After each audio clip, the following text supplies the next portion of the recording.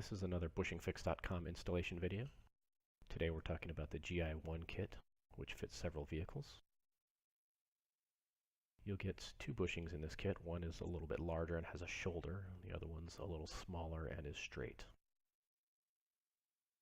You'll want to prepare your cable in by drilling out the inside, and if it drills out cleanly, sort of like this one, that is to say that the bushing doesn't come apart in chunks, you'll use the black bushing.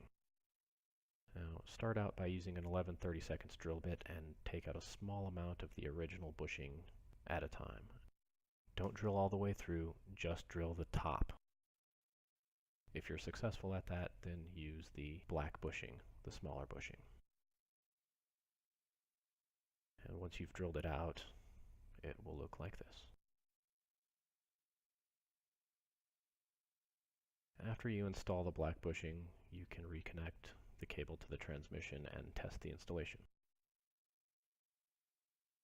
If when you're drilling out with the 11/32 drill bit and it begins to chunk, or it comes out in several pieces, or falls apart, or comes out entirely, rather than using the black bushing, you will use the green bushing. And to prepare for the green bushing, you'll just drill out using a 3/8 drill bit just the top of the cable end. You don't want to go all the way through, so put a piece of wood or metal underneath the cable end, or better yet, use a drill stop.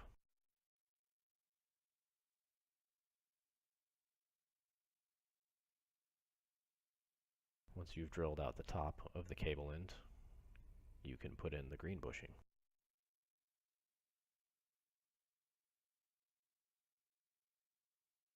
You should be able to mostly press it in straight.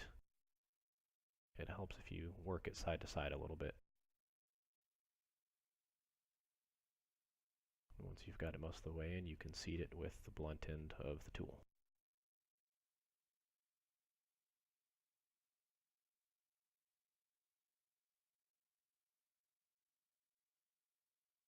Now, if in the first step you were using the 11/32 drill bit and it caught on the bushing and pulled the drill all the way through, which happens sometimes, not to worry, you can still use the green bushing. You can test this with the black bushing and try and push it all the way through the cable end. And if you ever end up in a situation where it goes all the way through like this one does, you can just install the green bushing.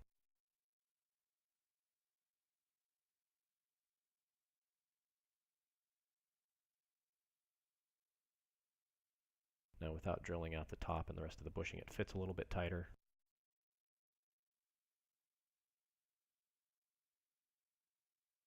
But you can use your judgment based on your preference.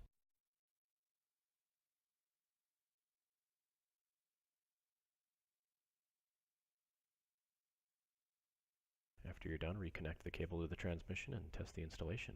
And that's it, you're done. Thanks for watching.